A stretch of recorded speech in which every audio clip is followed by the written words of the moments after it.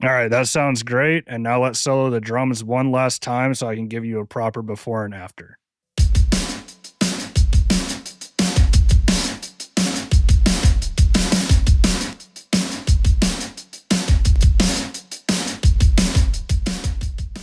Hey everyone, welcome back to the channel. In this week's video, I'm going to be showing you how quick and easy it is to dial in drum bus compression using our MK-609 compressor that we did in collaboration with Audioscape. So let's get to it. All right, going right to the drums and solo, let's hear what we're working with. These are basic and simple drums that were pre-printed and sent to me, so let's take a listen.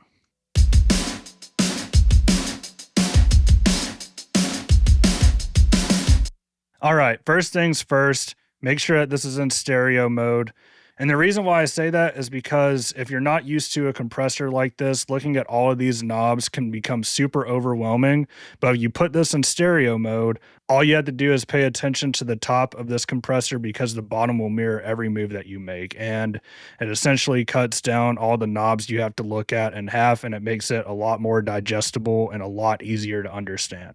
So first thing first, on drums, I'm going to dial in the limiter first, and then I'm going to dial in the compressor, and then I'm going to add my gain back in after the fact, and we'll blend it in with the song in the mix and see how it sounds.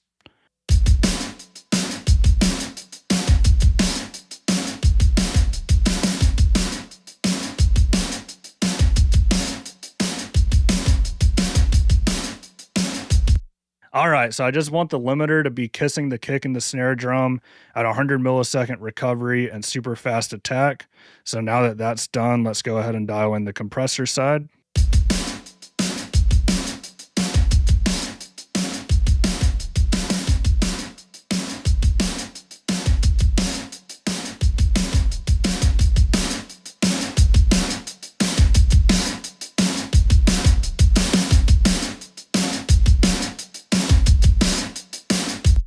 All right, so that's already sounding a lot better, and all I really did was I left the ratio at default.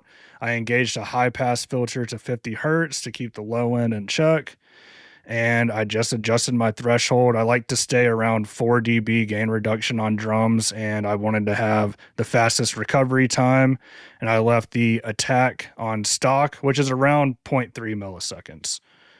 Going to turn on some oversampling, and then we're going to listen to this in the full context of the mix and see if I need to level it out volume wise or not. So let's go ahead and take a listen.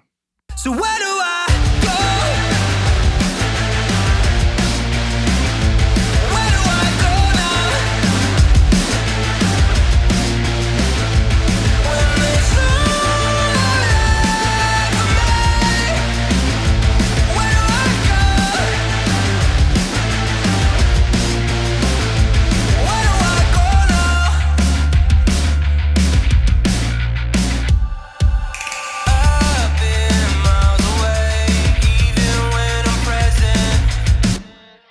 All right, that sounds great. And now let's solo the drums one last time so I can give you a proper before and after.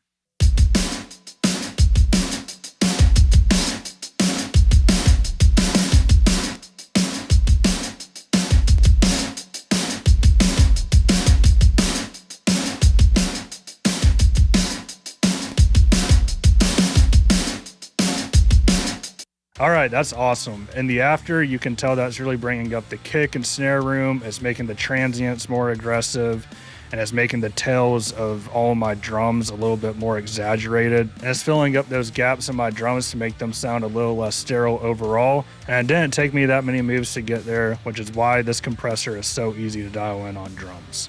If you liked this week's video, please drop a like and subscribe to the channel, and let us know how you're using MK-609 in your mixes.